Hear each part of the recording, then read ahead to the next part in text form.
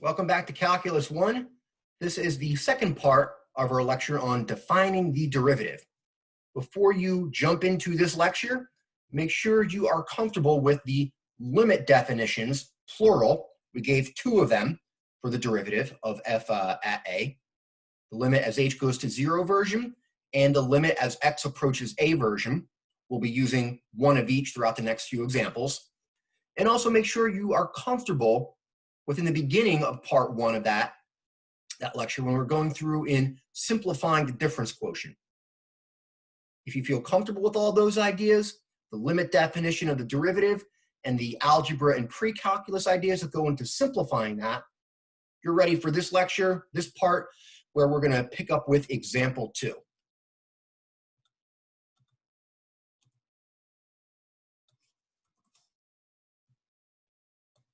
All right, now we went through example 1 together. We were using the function f of x as x squared plus 1, and we pretty much answered these same questions. We calculated a derivative f prime of 1 in example 1. Now we're asked to calculate f prime of 2 for a different function now, a fraction 1 over x. And then part B, the same thing. We'll find the equation of the tangent line. Now this one, I'd like you to make an attempt at. You can pick either limit definition, the limit as h approaches 0 version, or the version with the limit as x approaches a. Both will work. I'm going to choose in the work that we go through in a few minutes from now, we're going to use the new version just so you can see how that gets used and the algebraic ideas that go into working with that one. So pause the video and give yourself an attempt at this one. I'll start first with a graph to guide you. Here we have the graph of 1 over x. I have the point 2 comma a half sketched there. And notice our tangent line to that point on the graph has negative slope. So when you go through this example, part A, yourself, give yourself several minutes, you should find f prime of 2, the slope of your tangent line, this quantity that we now call the derivative of the function at 2, that should come out to be a negative number. So pause the video and give yourself several minutes to attempt part A.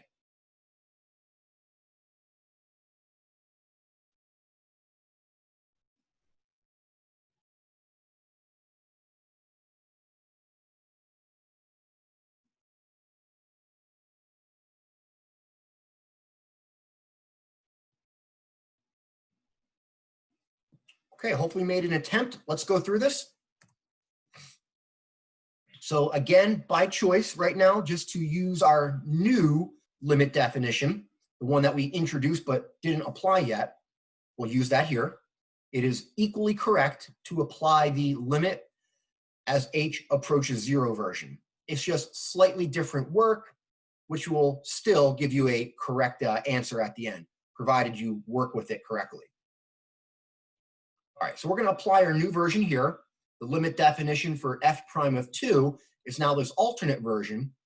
The limit as x approaches 2 of f of x minus f of 2 divided by x minus 2. All right, this will always give an indeterminate form of type 0 over 0. And if we go through the first step, simplifying that numerator, f of x minus f of 2, you're subtracting two different fractions. You might have anticipated that since the function f is itself a fraction, the limit definition involves subtracting because your basic slope formula involves subtracting y or function values. So you could probably have anticipated, if all the ideas have been lining up, if you've been building your foundation, that your algebraic trick here would be using a common denominator, since you're subtracting two fractions. All right, that should be very minimal. Your LCD here, the least common denominator, you can use it as 2x. So the first fraction, multiply and divide by 2. Second fraction, multiply and divide by x. Now we get to here. Now you could leave it as this, but you likely would get stuck and maybe not notice something obvious that might happen. we want to try to cancel the indeterminate form. Notice what's giving you the 0 in the denominator. It's the factor x minus 2. Our expression over here, that fraction within the numerator, has a factor of 2 minus x. Looks similar, but not quite. So let's manipulate over to the side here, f of x minus f of 2, which we have it as the single fraction, 2 minus x divided by 2x. Let's see if we can rewrite that so that way the factor of x minus 2 cancels out. So the numerator, I'll just factor out a negative. I'll rewrite 2 minus x equivalently as negative the quantity x minus 2. All right, that is equivalent. Now let's go ahead and plug that, which is the numerator of our limit definition expression, into that. All right, now that was the numerator. So what we have is a fraction within a fraction. That's mathematically called usually a complex fraction. All right, now maybe you're comfortable simplifying this, but I find a lot of students don't quickly recognize what factors cancel. So an easy way to see what cancels out, instead of dividing by x minus 2, multiply by 1 over x minus 2. That's one of our steps in simplifying a difference quotient, which we kind of reviewed briefly in part 1. Instead of dividing by h, you can multiply by 1 over h. So we're using this same idea here, just the variables and symbols are slightly different. So instead of dividing by x minus 2, I'll multiply by 1 over x minus 2. And now you can probably see what happens. The x minus 2 factors cancel, eliminating the indeterminate form. And at the end here, the limit as x approaches 2 for the equivalent function, -1 divided by 2x. Now you can plug in x equals 2, and we get confirmation. We get a negative value here for the derivative. We get a negative slope. The derivative, the slope of our tangent line, is -1/4. All right, now maybe when you were going through this, you apply the limit as h approaches 0 version. It's very similar. You still involve subtracting fractions, so the algebraic trick is still using a common denominator. That would be a good thing to maybe follow up with me or your professor on within office hours or virtual office hours in case you went through work that way. All right, that's part A. Once you get through part A, finding the derivative using any means, currently we only have the limit definition. Within a lecture or two, we'll finally start getting access to the shortcuts we've been alluding to. But once you find your derivative by any means, the equation comes to you really quick. We have a point, 2 comma a half, and x comma y. We just calculated the slope of our tangent line, which is now a derivative, which was -1/4. We plug all it in and we get our equation here. And that's it.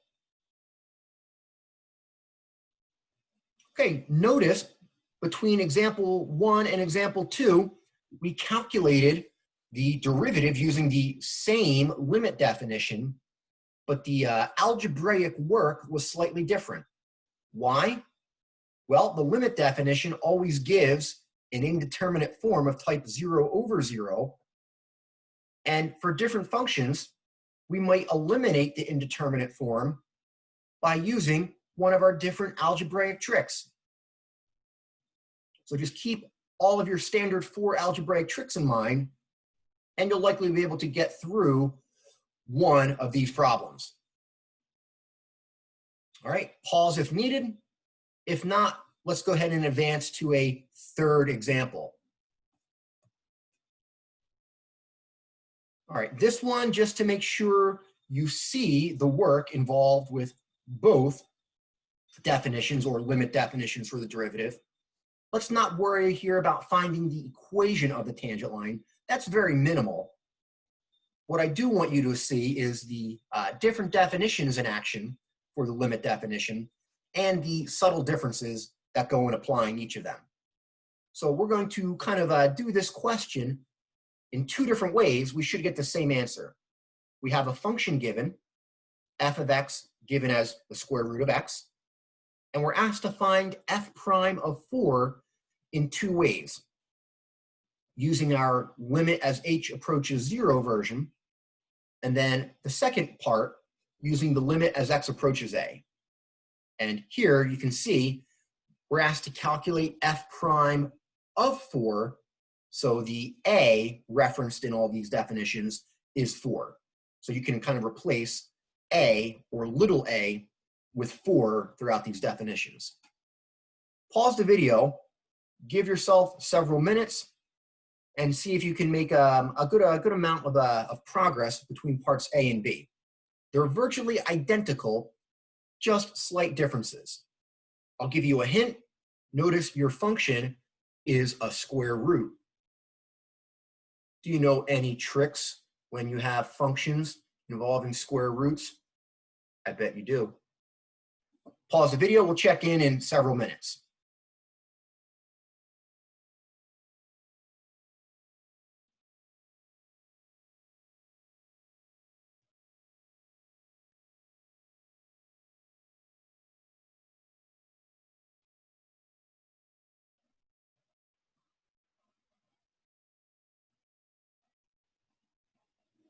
Okay, now let's go through this. Both parts, A and B, each part asking you to apply one of the two different versions for the limit definition of the derivative. Basically involve the same amount of work. Our function is a square root. We have to eliminate the indeterminate form of type 0 over 0. What's our algebraic trick? Multiplying and dividing by the conjugate. The dead giveaway here is we have a square root function. We really only use the conjugate when dealing with expressions with radicals that have indeterminate forms. So here, our trick and work is multiplying and dividing by the conjugate. Let's start with part A. All right, hopefully you're comfortable with getting started with the difference quotient part. There's nothing you can really do algebraically with simplifying square root of 4 plus h. So we're left with here, with this. That has an indeterminate form, so we need to use an algebraic trick. Square roots, we multiply and divide by the conjugate. Now, the radical is in the numerator. The conjugate of that expression in the numerator, we just change the minus to a plus. So always switch the sign between the terms to get the expression's conjugate. So we're going to multiply and divide by square root of 4 plus h plus 2. All right, we've been through this a few times. Multiply out the numerators, but keep your denominators factored. You can slowly start to simplify this. Notice within the numerator, the 4s subtract out. And then finally, you can cancel the h's out. Now, hopefully you're pausing as needed. So if anything is not kind of thoroughly understood on your part, pause, go back, rewind. But I'm trying to take my time here. So notice the factors of h cancel, thus eliminating the indeterminate form. And we have an equivalent function that we can evaluate just by plugging in. So we plug in h equals 0, and we get here in the denominator square root of 4 plus 2. Square root of 4 is 2. Our denominator is 2 plus 2. The denominator is 4. So we get as our answer here for f prime of 4, 1/4. What does that 1/4 represent? What does a derivative represent? Slope of a tangent line. That's not the only thing it represents, but that's the only interpretation we've encountered so far. In a few minutes, we'll get to a second interpretation for derivative, something involving position and velocity. All right, this is the work for part A. Part B is very similar. I'm not going to claim it's any easier or harder. that's really depending on the individual student. And when we go through that work, you might find either part A or B to be easier or harder for you. All right, let's go ahead to part B. We should still expect to get the same answer, 1/4, just with slightly different algebraic steps.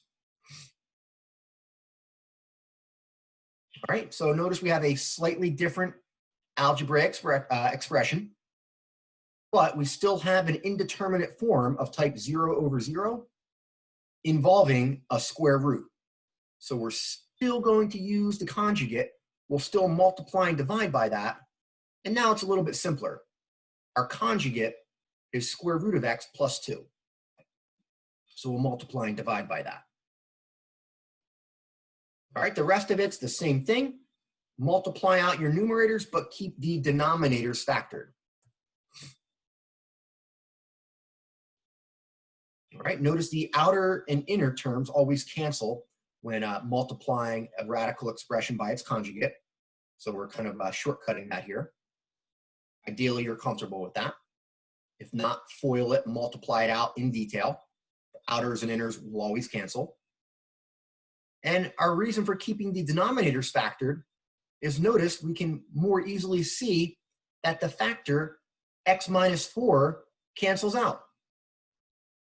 That eliminates the indeterminate form.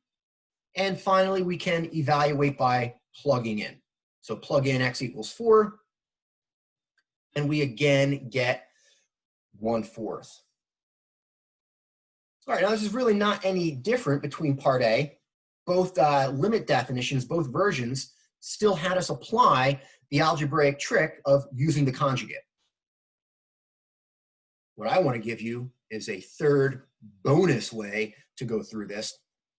I'm not going to claim that this is easier or kind of more easily understood, but within mathematics, you can start to be creative when you solve problems, believe it or not. So let's take a look at a third way, which involves factoring in a non-obvious way. And the key here is to recognize we're going to fudge it a little bit with the algebraic details. It works. I just want to, again, put more tools in your toolbox. We're going to recognize x minus 4 as a difference of squares in disguise. Now you might be thinking, wait a second, Professor, 4 is a perfect square, 4 is 2 squared, but x ain't no perfect square. Well, we're going to cheat. We can think of x as square root of x squared. It works. Multiply that out, square root of x plus 2 times square root of x minus 2. That will FOIL multiply out to x minus 4. Now, I just want to make sure you realize why we can do this, because in an earlier lecture, we mentioned something about being careful with kind of canceling. Notice here, we're using a limit as x approaches 4. So we're not really going to be dealing with, I'll say, any kind of square roots of negative numbers or anything like that, since we're getting close to 4 from both sides. A little bigger than 4 and a little less than 4 simultaneously. This expression should be defined as a real number if you were to get a little more technical. Okay, now this is the expression within the denominator. If you take a look at the top of the page, it was what we had before we started doing any work. The denominator was x minus 4. We're going to apply this non-obvious trick.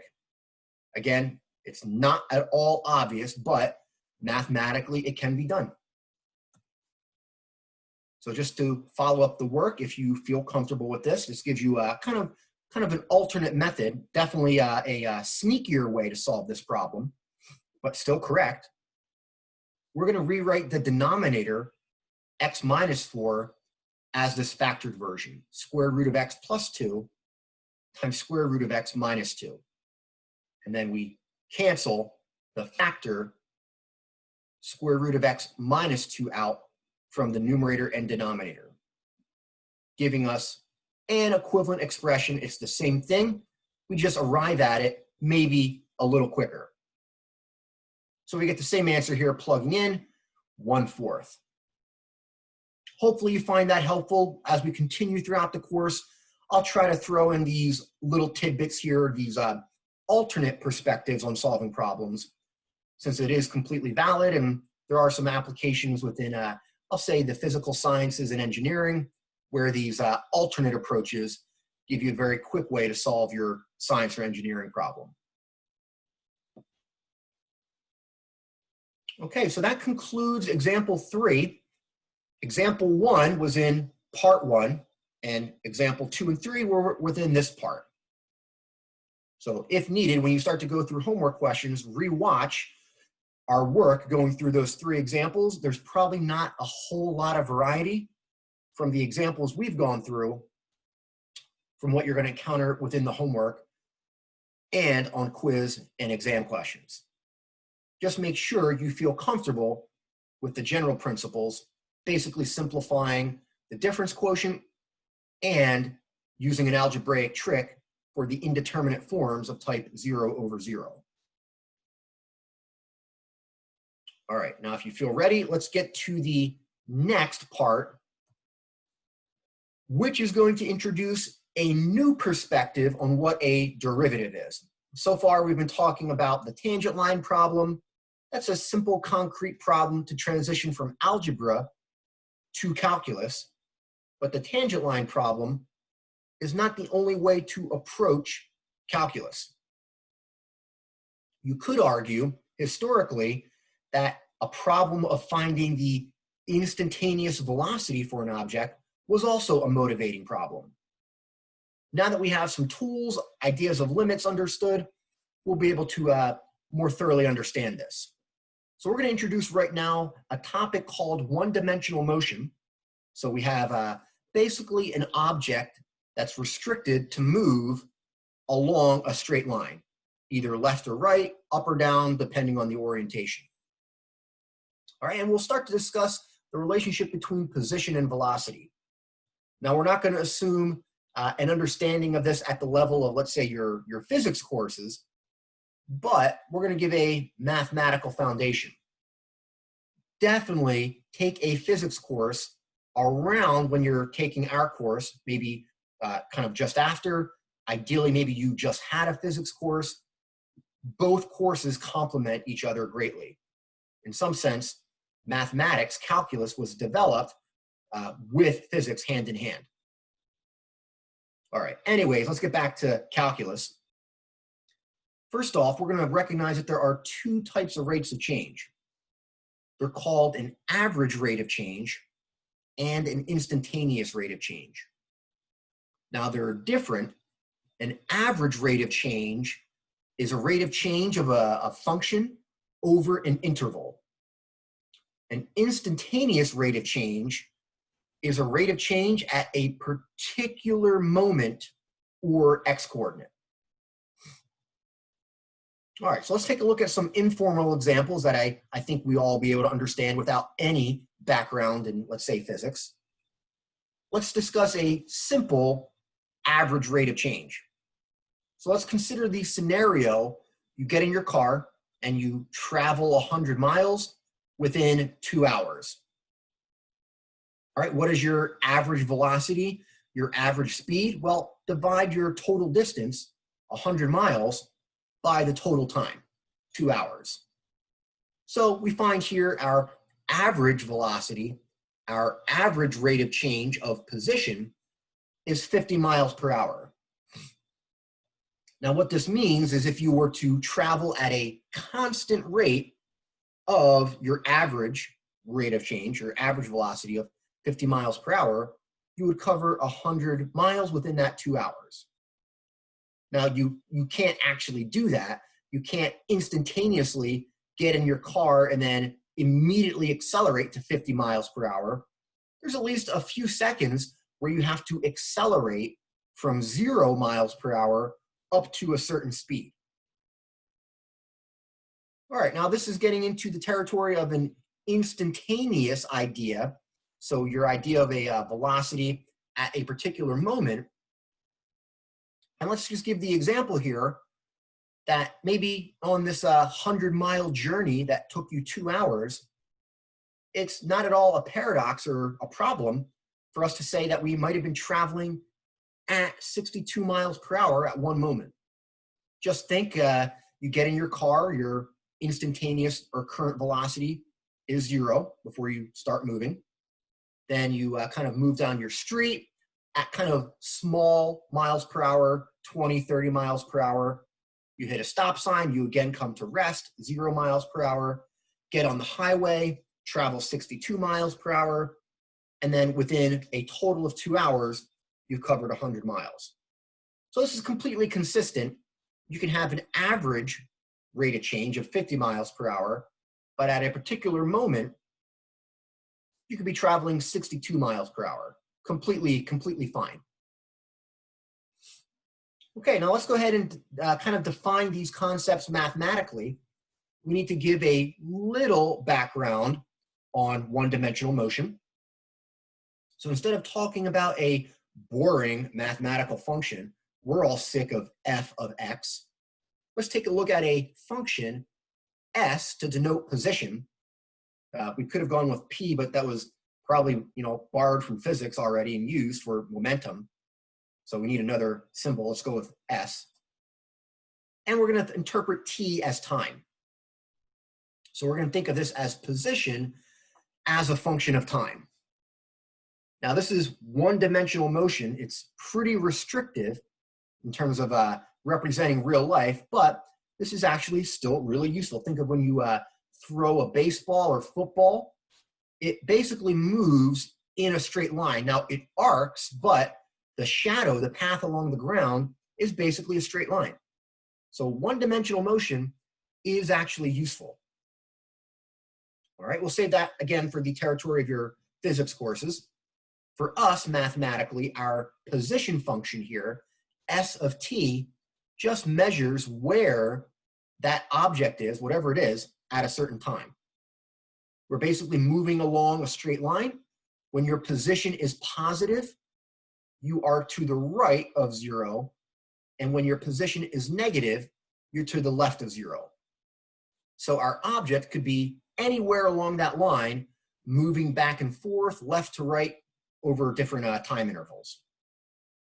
We're going to hold off to a thorough discussion on position and velocity questions until we have kind of better tools available, something better than the limit definition.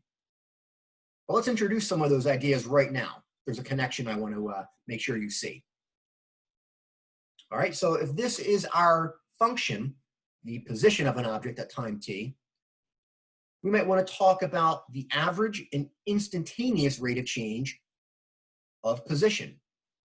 And the instantaneous rate of change of position, or the average rate of change of position, that's what we call velocity, either average velocity or instantaneous velocity. So let's take a look at some of this notation. Our function s of t takes a time value as input. So instead of talking about x values, let's talk about time values. So we're going to think here our interval represents an interval of time. In your pre-calculus course, you might have looked at this topic for an average rate of change over an x interval, a to b. Now we're going to interpret our interval as a time interval. All right, so the first version here has our interval of time going from a value a to a further value a little bit in the future, a plus delta t. Delta t represents how much that difference in the time interval is. All right, and basically here, we're just applying the slope formula, change in y or function values divided by the change in x values. Except now our x values, we're interpreting it as time. Now this kind of looks like the difference quotient. We basically just had, instead of f, now the function s, and instead of h, we have delta t. Same concepts, just different symbols.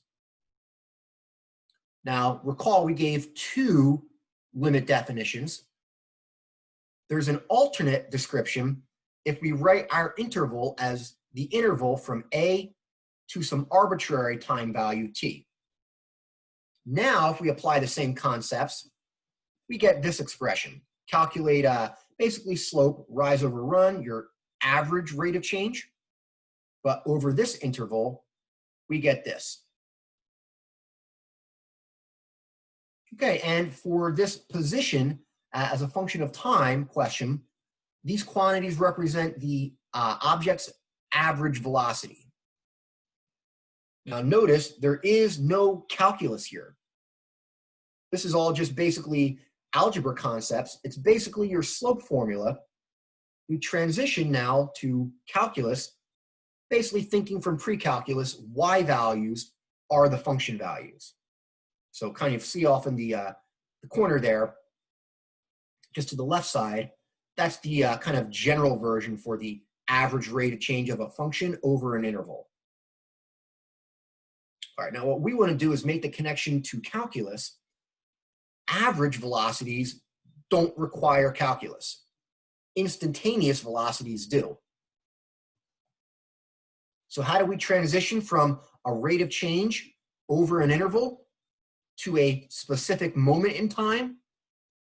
We have to let that time interval become really, really small, approaching zero. So let's say first we have an interval of time of length 1 hour. 1 hour doesn't represent a moment in time. It's a kind of a myriad of moments in time. All right, let's shrink down. Let's say 1 minute for our time interval. A minute still doesn't represent a moment in time.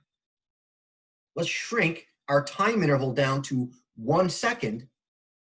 Human perception, 1 second is still not kind of a moment in time, a single moment. Measurements put human perception around milliseconds, a few milliseconds, 100 milliseconds, I'm not sure, but it's on the order of milliseconds. That's really small. Anything smaller, we can't perceive it. So we would basically say a time interval that's of length, a few milliseconds, represents a single moment in time. So what we're mentioning is the time interval, as it shrinks, it's kind of narrowing in on a single moment in time. As that time interval shrinks to zero, that involves the calculus concept of a limit. So if we take our definitions here for the average velocities, we have our limit definitions now for the instantaneous velocity. It's a limit in this first version as delta t approaches zero. Delta t is the alternate notation for, I'll say, h in this context. And then the other version on the right column there, we have the version, the limit, as t approaches a. And this is really just different notation for the earlier two versions for the limit definition of a derivative. All right, pause the video and take a few seconds, a minute to let that sink in. Pause the video and look back through your notes to see the similarities. Notation is different. We're using t's now instead of x's, functions s instead of f, but they're virtually identical.